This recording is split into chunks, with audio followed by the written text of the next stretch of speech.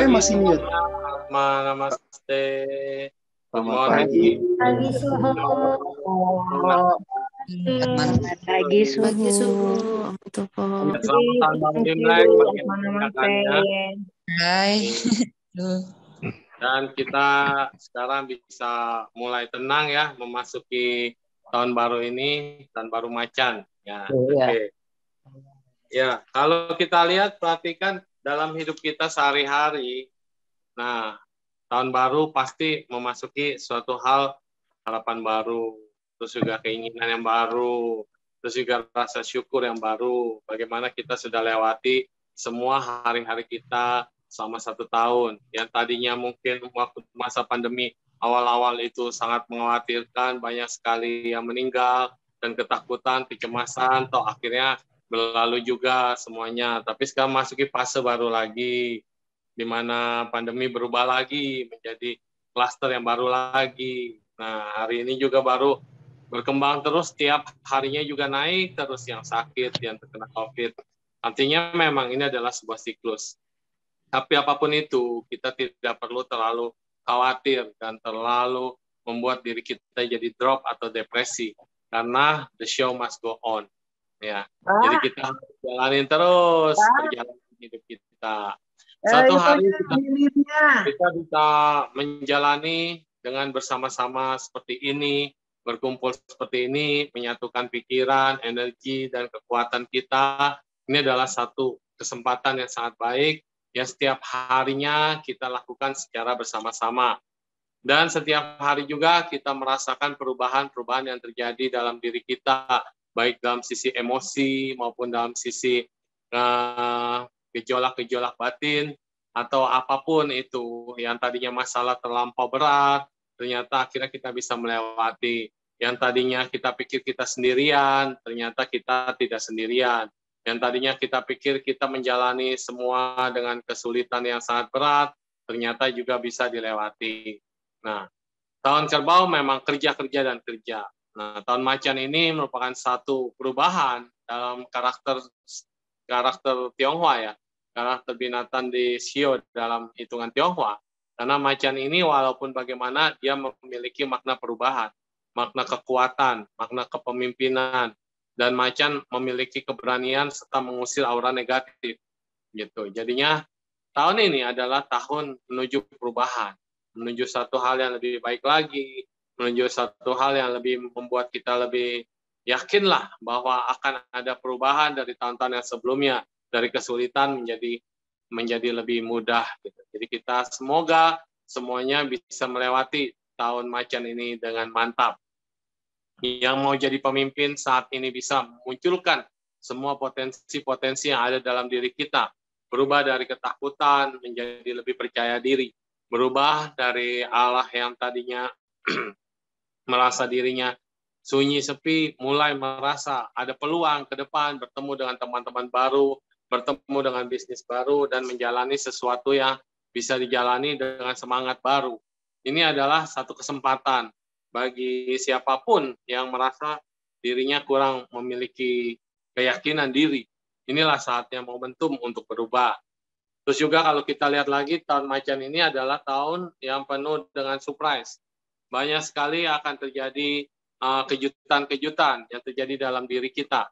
Baik insiden yang sifatnya dadakan, maupun kejadian-kejadian yang bisa membawa kita menuju satu kemajuan. Ya, bisa dapat promosi, bisa dapat rezeki melimpah, atau apapun. Tapi kembali lagi, ini adalah karakter yang memang sudah dirumuskan berdasarkan Shio dari penanggalan Cina. Kembali lagi semua pada bibit yang kita tanam. Kembali lagi pada karma yang kita lakukan. Karma artinya adalah perbuatan. Perbuatan melalui ucapan, pikiran, dan badan jasmani. Perbuatan kita sendiri. Jadi karma itu bukan buah. Karena yang namanya buah adalah hasil dari karma atau buah karma. Disebutnya wipaka. Karma sendiri artinya perbuatan. Jadi jangan kita bilang, dasar tuh dapat masalah, karmanya tuh gitu. Salah kaprah. Jadi karma adalah perbuatan. Jadi kalau kita mau melakukan apapun dengan pikiran yang baik, dengan ucapan yang baik, dan perbuatan yang baik, itu disebut sebagai karma baik. Kalau kita melakukan pikiran buruk, ucapan buruk, dan perbuatan buruk, itu disebut sebagai karma buruk. Nah, memulai tahun dengan bagaimana ya? Setelah menutup tahun dengan rasa syukur dan berterima kasih, karena 1 tahun ini kita sudah memiliki kesempatan dan diberikan kesempatan untuk melewati 1 tahun ini, apapun yang terjadi dan akhirnya sudah lewat. Ini adalah rasa syukur kita. Di gratitude kita setiap hari bersyukur, berterima kasih pada kekuatan ilahi, energi ilahi, dan semua doa-doa yang positif menyambut dan mempertahankan kehidupan kita dengan semangat, dengan usaha, dengan doa, dengan cinta, dengan energi, dengan memperhatikan orang lain. Karena siapa yang hidupnya bahagia adalah bukan ia yang memperhatikan dirinya sendiri, tetapi ia yang memancarkan dan memperhatikan kebahagiaan orang lain, maka kebahagiaan menjadi miliknya. Kalau ia yang selalu memikirkan kebahagiaan diri sendiri, maka dia hanya mendapatkan kebahagiaan yang semu, yang hanya bisa didapatkan sedikit sekali dari manfaat kebahagiaan yang ada diberikan oleh semesta. Maka kunci daripada kehidupan adalah share, berbagi, lepaskan, rilis semua beban hidup kita, semua pandangan-pandangan dan kemelekatan yang sempit, kacamata yang kecil, kita rubah menjadi wawasan yang luas. Dari teman-teman yang hanya segelintir, kita rubah menjadi teman yang lebih luas. Di sini kita banyak yang nggak kenal, tapi karena kita berkumpul di sini, merasa dapat manfaat, saling kenalan, saling membuka mic untuk berbicara, diskusi, maka kita akan menjadi punya teman yang lebih luas, walaupun ada yang sudah kontak, ada yang kopi darat, ada yang belum. Ini adalah membuka wawasan. Dan ketika kita bersama-sama meditasi, kita memancarkan pikiran yang sama, energi yang sama, ini akan memancar lebih luas lagi. Artinya, kita memang bukan untuk diri sendiri, kita memang bukan berdiri sendiri, dan kita tidak sendirian. Saat kita menyadari ini, maka kita pelan-pelan akan memiliki satu kekuatan yang lebih besar lagi. Tadinya batas kemampuan kita di sini, tapi setelah kita tidak membatasi diri kita akan semakin berkembang, dan kemampuan kita perlahan-lahan naik. Tapi kalau kita membatasi diri kita, maka sebetulnya kita sedang menekan daripada apa yang sebetulnya kita bisa miliki, apa yang sebetulnya kita bisa kembangkan, apa yang sebetulnya kekuatan kita ini yang dahsyat. Dikatakan dahsyat karena pikiran kita memiliki pikiran yang tanpa batas. Jadi jangan dibatasi. Kekuatan energi juga tanpa batas. Kalau boleh ngambil dari bukunya Master Choe Kok Sui ya, Beyond the Mind ya, kita bisa lihat ketika kita memancar seluruh energi dalam aura kita, emosi-emosi dan pikiran yang tidak bermanfaat dibuang oleh pikiran kita menjadi tenang dan damai. Jadi syarat untuk tenang dan damai adalah mengubah konsep mindset kita, aura negatif kita menjadi aura positif. Gimana caranya?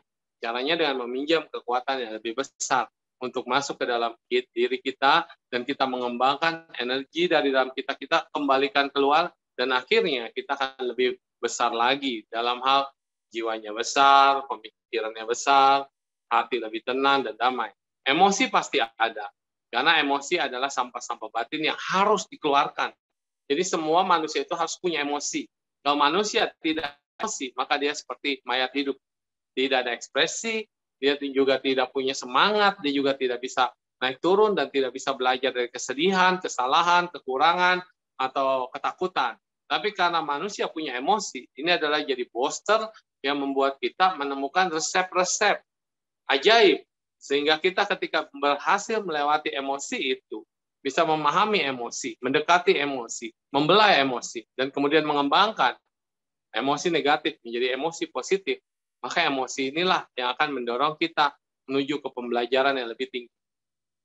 Dan setelah emosi itu lewat yang negatif, tentunya kita menjadi tenang dan damai. Orang bilang mau tenang, mau tenang, mau tenang, mau damai, mau damai, mau damai. Tapi mulutnya keluar kata-kata yang tidak pantas. Keluar kata-kata yang kasar. Mau damai, tapi pikirannya kacau. Mau damai, tapi pikiran penuh iri, dengki, kemarahan, hatred, kemarahan ya, dan keserakahan. Pikirannya tidak pernah terpuaskan. Lihat orang lain bahagia, dia tidak bisa bahagia. Lihat orang lain menderita, dia tepuk tangan atas penderitaan orang lain. Inilah yang menyebabkan kenapa kita tidak bisa betul-betul bahagia. betul-betul melepaskan semua unsur-unsur negatif. Nah, meditasi pagi malam. Mungkin ya saya juga belakangan udah kurang ngikutin yang malam ya, tapi siang pagi masih tetap, tapi meditasi sendiri. Nah, apa bedanya meditasi sendiri dengan meditasi rame-rame? Mungkin ada yang bilang saya udah kuasai lah, itu semua saya udah ikut kursus sampai tinggi. Ya, ada bedanya adalah ketika kita meditasi yang rame-rame ini, bila ada beberapa dari kita yang energinya itu kuat sekali, akan membantu yang energinya masih low. Dan kalau seandainya kita meditasi sendiri, ya ini hanyalah pertukaran energi kita dengan semesta. Kalau kitanya kecil, ya masih akan dirasa kecil, tidak begitu besar. Tapi ketika meditasi bersama seperti ini akan saling mempengaruhi. Yang sudah meditasinya bagus, kemudian memancarkan energi yang bisa kembali dirasakan oleh teman-teman. Dan ini tidak berarti energi kita berkurang. Inilah hukum energi. Kalau minus itu bukan berarti berkurang. Plus bukan berarti bertambah. Plus itu bisa menjadi double, dikali, atau kuadrat, atau pangkat. Itu plus. Minus bukan berarti energi kita berkurang. Jadi ketika kita merasa energi kita diberikan pada orang lain, sesungguhnya kita sedang menerima energi baru. Jadi minus bisa berarti juga plus. Nah, ini adalah hukum energi. Karena kekekalan energi itu luar biasa. E sama dengan MC kuadrat. Rumusan yang sederhana dari Albert Einstein itu bisa mengubah dunia. Menjadi handphone sekecil ini, menjadi bisa bertatap muka seperti ini, menjadi teknologi yang lebih tinggi, dipakai oleh antariksa, NASA, dan segala macam untuk mengamati segala macam. Dari hukum gravitasi, dari hukum energi, dari hukum kekekalan energi, bisa membuat dunia semakin berkembang. Tadinya tidak ditemukan teknologi yang canggih, sekarang bisa menggantikan kekuatan batin manusia. Dulu kalau mau tatapan seperti ini, bisa, tapi dengan cara kita punya level meditasi yang tinggi, jadi seperti telepati. Mau pergi ke tempat orang lain, bisa dilihat di rumah Anda semua masing-masing, itu harus punya teleport, kemampuan teleport dan telepati. Nah, sekarang dengan kemampuan handphone, energi ini bisa berubah menjadi energi kinetik dan kemudian energi listrik dan energi segala macam mengubah sehingga depan Anda layar ada saya, ada Koabe, ada teman-teman lain yang buka video saat ini langsung muncul di rumah Anda masing-masing. Dulunya ini adalah pikiran, dulunya ini adalah kekuatan daripada kekuatan batin manusia. Sekarang kita tidak bisa melakukan itu, tetapi kita bisa menggunakan teknologi. Jadi sebenarnya transfer energi kekuatan manusia zaman dulu ditransfer di benda saat ini. Nah, kita mau gimana mengembangkan energi yang ada dalam diri kita supaya kita bisa kembali memiliki kekuatan yang dipunyai oleh orang-orang zaman dulu. Ya tetap tenang, seimbang, damai.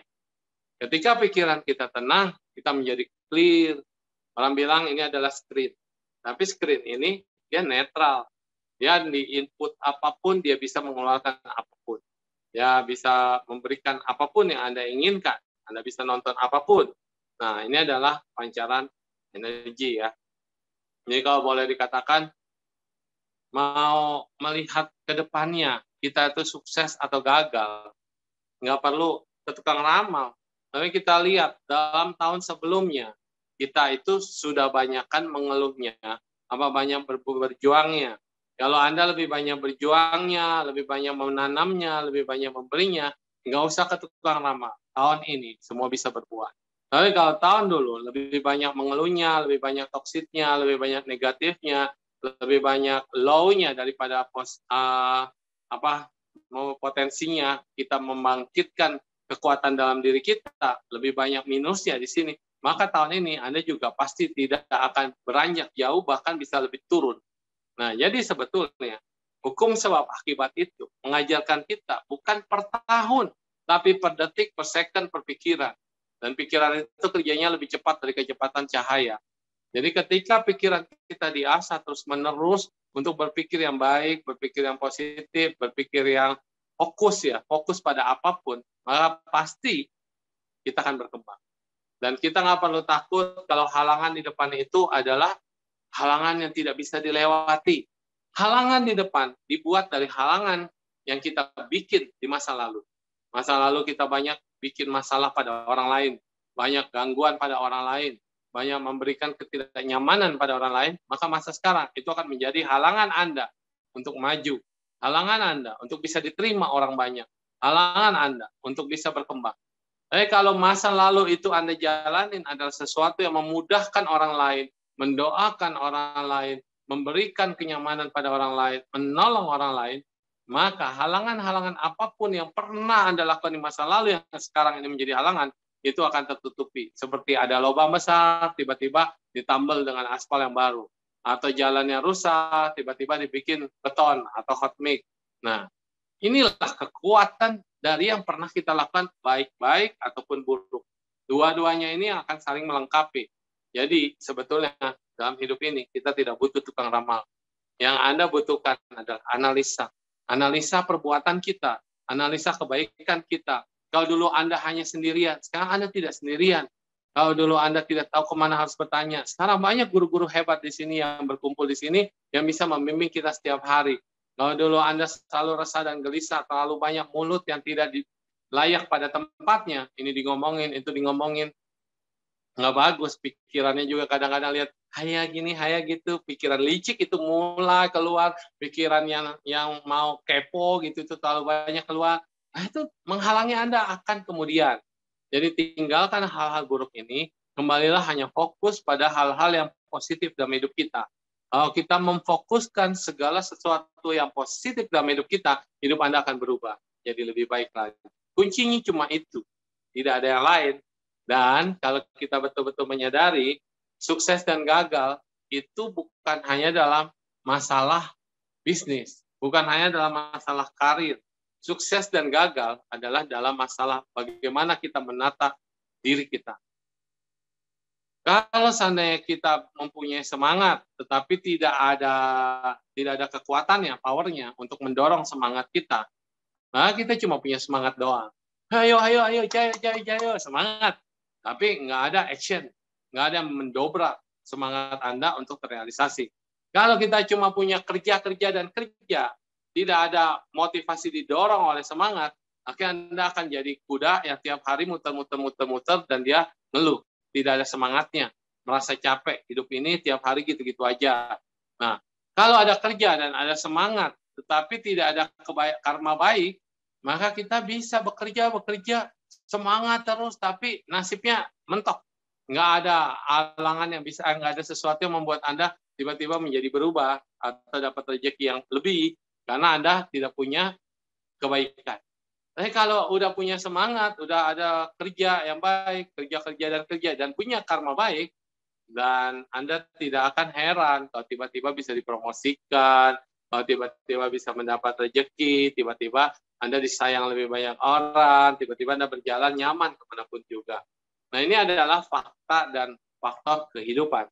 Nggak bisa dipungkiri, 3 hal ini adalah paling penting. Teman saya belajar, nggak pernah dapat ranking. Teman saya belajar, ngajar. Tapi dia juga menanam, ngajarin gratis anak-anak orang. Akhirnya dia di rumahnya nggak pernah belajar, tapi ranking terus dan dapat beasiswa. Ada orang nggak pernah belajar, tapi bisa dapat beasiswa. Ada orang yang dia dapat beasiswa, tapi sebetulnya dia sia-siakan beasiswanya. Jadi akhirnya dia bilang, nggak perlulah. Gitu. Nah, ada yang begitu. Karena dia sudah berlebihan dalam segala hal. Ada orang yang sudah belajar mati-matian, sudah didukung pakai kondisi apapun, mentok. Kenapa? Ya bibit 3 ini tidak ada, tidak terpenuhi. Dan selain hukum karma, ada satu lagi yang mendobrak adalah kita punya hukum ketidakkekalan. Ketidakkekalan ini jangan dipikir secara negatif bahwa manusia hidup dan mati. Manusia punya semangat, berubah, sukacita, bahagia, tiba-tiba stres, down, depresi. Atau yang depresi berubah menjadi stres. Hukum ketidakkekalan ini adalah perubahan. Apapun yang setiap saat berubah, itu adalah hukum ketidakkekalan. Ketika pikiran kita dari tadinya emosi, kemudian bisa berubah menjadi lebih baik, menjadi lebih sabar, itu adalah hukum perubahan. Saat Anda tadinya marah 1 jam, berubah menjadi 1 menit marahnya, itu juga hukum perubahan. Saat Anda tadinya kalau dendam itu bisa tahunan, atau kadang 1 tahun bisa berubah menjadi 1 bulan, bisa berubah menjadi 1 hari, dan bisa berubah 1 minggu. Ya, itu semua hukum perubahan. Jadi kalau kita percaya pada perubahan, maka kita selalu berkata bahwa setiap detik adalah proses berubah. Kalau kita mau mengadakan perubahan bagi diri kita, tapi kita tidak menyadari orang lain juga berubah, akhirnya kita capek hati. Kita hanya merasa, saya udah lebih sabar, saya udah lebih kuat, tapi saya melihat orang lain kok nggak berubah, kok mereka begitu-begitu aja, kok mereka juga kayaknya nggak ada tanggapan positifnya ke saya sudah berubah, tidak dihargai oleh mereka. Maka Anda akan capek, Anda akan merasa sangat lelah, karena Anda hanya fokus pada diri Anda yang berubah. Tapi coba Anda pikirkan, kita senyum di kantor, baru masuk kerja nih misalnya, kita senyum aja pada semua. Cuma modal senyum. Perubahan yang tadinya Anda masuk kantor biasa aja, nggak ada sapa, nggak ada senyum. Tiba-tiba sekarang pakai senyum. Dan Anda mulai menyapa orang-orang sekitar, atau mulai menunjukkan salam. Atma namaste, atau misalnya selamat pagi, atau good morning, salam bahagia, salam damai. Orang lihat Anda akan kaget. Itu aura yang terpancar akan merubah hari itu juga, punya kejadian. Nggak percaya. Nah, ketika Anda senyum pada orang, orang juga mulai senyum sama Anda, walaupun ada yang senyum bingung-bingung. Ada apa ini? Ada apa ini? Gitu kan? Mulailah hari baru, mulailah awal yang baru, detik yang baru, dengan kebaikan, dengan senyum aja. Aura senyum Anda, aura positif Anda akan nular. Akhirnya yang tadinya bete jadi senyum. Terus yang tadinya orang memang udah kailang, takut-takut, ada bos datang nih gitu. Bosnya senyum, bahagia. Mereka juga jadi bahagia. Hari ini aman, hari ini lancar. Kan begitu. Inilah yang dikatakan virus yang positif. Virus yang tidak menyakitkan, tetapi menambah energi, menambah kekuatan, menambah daya juang manusia yang tadinya udah mulai drop. Coba Anda masuk langsung gebrak meja. Panggil semua karyawan, marah-marah di hadapan itu. Percayalah, satu hari itu akan menjadi hari yang paling menyebalkan, hari yang paling naas, hari yang paling sial. Nggak percaya, lakukan sendiri. Jika Anda gebrak meja dengan emosi, dan kemudian marah-marahin orang, orang kerjanya jadi nggak nyaman. Orang kerjanya jadi kesel, kebayang, terus harusnya dia bisa fokus, kemudian buyar. Benar nggak? Nah, pasti udah pada ngalamin. Jadi kalau kita katakan hari dimulai dengan hal yang positif, semua hari akan berubah. Jadi manajemen pikiran, manajemen batin, manajemen energi ini sangat diperlukan. Energi pemimpin yang pemarah, energi pemimpin yang galak, yang wibawanya mungkin berlebihan. Bagus nggak? Bagus, perusahaan itu mungkin akan dituruti, perusahaan itu mungkin akan ditaati, tetapi kinerjanya belum tentu bagus. Orang hanya takut di depan Anda, tapi di belakang bergunjing atau nusuk dari belakang. Tapi kalau energinya positif, pemimpin yang mempunyai ngajak sebelum doa, sebelum bekerja, hari ini semuanya diajak dulu berkumpul, meditasi dulu diam, zikir, nianfo atau apa, mungkin 5 menit atau 10 menit. Dan berdoa, kayak gratitude yang kita lakukan setiap pagi ini, kita doakan semuanya, kita doakan perusahaan ini, kita doakan klien, kita doakan musuh-musuhnya, artinya kompetitor, kita doakan semoga semuanya sukses, semuanya maju. Percaya nggak? Kekuatan satu ini yang punya potensi mendoakan diri sendiri, doakan pabrik sendiri, usaha sendiri, kantor sendiri, rumah sendiri, dan orang lain. Ini sangat amat berbeda dengan pabrik yang hanya fokus pada kerja dan kerja. Nah, inilah manajemen pikiran. Jadi sebenarnya kalau kita lihat bukunya The Secret, bukunya The Power of Key of Life, atau apapun itu ya, intinya cuma di manajemen pikiran. Ketika pikiran kita tidak lagi self-centeredness, kita memancarkan keluar untuk semuanya, Anda adalah orang yang paling bahagia. Kalau Anda cuma selfish, memikirkan diri sendiri, dan kemudian menganggap orang lain adalah sebagai yang gimana, tantangan atau apa, atau rival, maka kita tidak akan bahagia. Nah, begitu. Ini jam berapa udah? Udah mau jam 9, Kobe. Wah, Kobe tidur ya. Nah, jadi kalau boleh mendengarkan, iya. Silakan lanjut. Iya, kalau bahagia itu dikatakan, saya pernah nulis gini, sebaik pesan menimbulkan kesan. Pesan ya, menimbulkan kesan. Selama belum bosan, semua akan terkesan. Sekelumit emosi menimbulkan luka. Dan bila sudah meledak, semua bisa berduka. Betul ya? Nah, pesan, kesan, terus bosan menjadi terkesan, terus emosi membuat luka, dan kalau meledak semua akan berduka. Memang sih kata-kata doang. Bilang, Su cuma bisa bermain kata-kata. Ayo coba kita lihat maknanya itu apa di situ. Pesan yang positif, pesan yang baik, pesan yang mengandung makna, dia akan sangat sulit dilupakan. Dulu saya kan orangnya nggak terlalu perhatian. Maksudnya saya kalau ngomong aja. Dan apa yang saya ngomong kadang-kadang saya lupa. Dan nggak mungkin saya ingat-ingat omongan saya sendiri gitu. Nah, tapi teman saya almarhum Wedianto yang Hanggoro ya. Nah, itu juga sahabat spiritual juga, sahabat perjuangan. Apa yang saya ngomong kalau ngobrol sama dia bisa ingat dan dia bisa tulis itu dan dia bisa selalu praktekkan itu dan kemudian benar berhasil. Dan ketika kita talk show lagi ngobrol lagi dia bilang, "Su ingat nggak dulu Su pernah ngomong gini. Hah? Apa ya Wet? Udah lupa tuh." Nah, Suhu kasih nasihat saya gini dan saya jalanin itu semua betul. Sekarang saya merasakan gini. Kalau Su dulu nggak ngomong gitu, mungkin saya gini. Nah, itu menimbulkan kesan ya. Dan saya hanya bisa, oh iya, gue dulu ngomong gitu ya. Gitu ya. Ternyata bagi seseorang, pesan benar-benar bisa membuat kesan dan itu bisa bermakna gitu bagi hidupnya. Jadi jangan lupa untuk selalu membuat pesan. Dan jangan pernah bosan.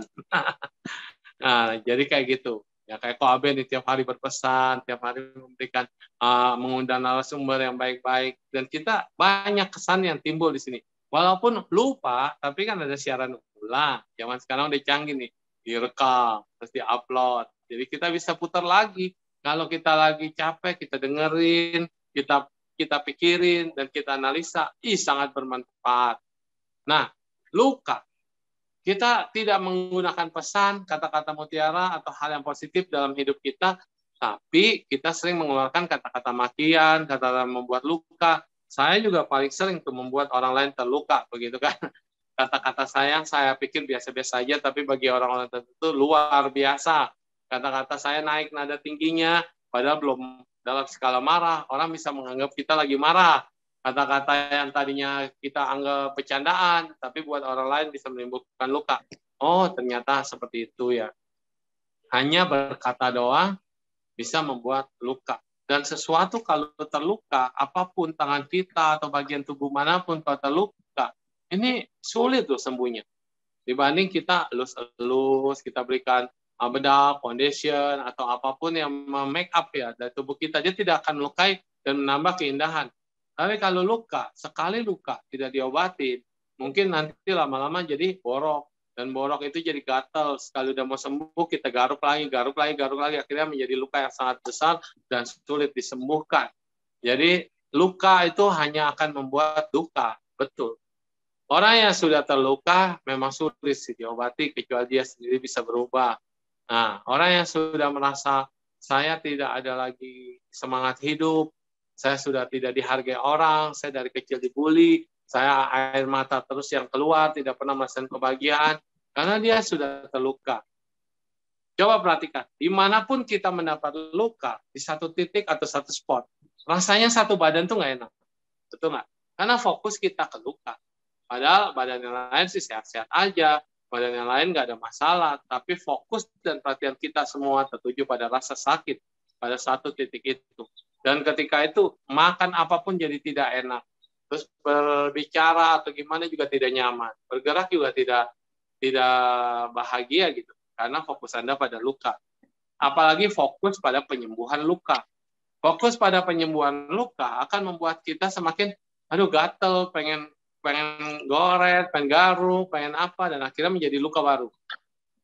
Orang yang sedang menyembuhkan trauma atau menyembuhkan luka, dia akan sensitif. Dia akan bisa baik kalau tidak disentuh atau tidak disenggol, tapi sekali dia ditoel-toel, digaruk-garuk, bisa menimbulkan luka baru. Maka, kalau bisa, jangan sampai kita terluka. 1 tahun, sudah kita analisa ucapan saya bagaimana selama ini, pikiran saya bagaimana, dan apapun yang sudah saya lakukan seperti apa. Di tahun ke depan, saya juga harus menganalisa apa yang harus saya tinggalkan, apa yang saya harus berubah. Tapi kan susah, ya memang susah, tapi pelan-pelan. Karena dengan begini, kita menjadi akan lebih gampang, fleksibel. Kita akan bisa berubah, jadi lebih baik. Dan percayalah, hari-hari ke depan, akan selalu penuh cahaya, karena Anda selalu bermain dengan cahaya. Dan bagi saya tidak ada orang yang 100% jahat dan juga tidak ada orang yang 100% baik. Semua ini adalah proses pembelajaran yang tidak akan pernah habis.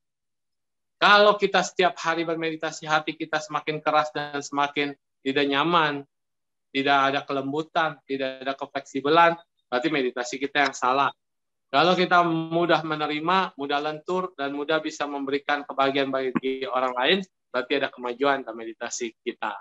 Ya, sudah jam 9, saya rasa cukup. Ya, akan kembali lagi pada Ko Abed. Terima kasih semuanya, dan semoga bisa memperoleh manfaat. Dan apa yang saya ngomongin, walaupun kecepatan, nanti bisa diputar ulang, pelan-pelan, di pause gitu, didengerin ulang. Iya, keren ya, hebat ya. Terima kasih waktunya, Sisi. Ya. Jika teman-teman ada pertanyaan ke Suhu Ningsi, Terima kasih Suhu Ningsi.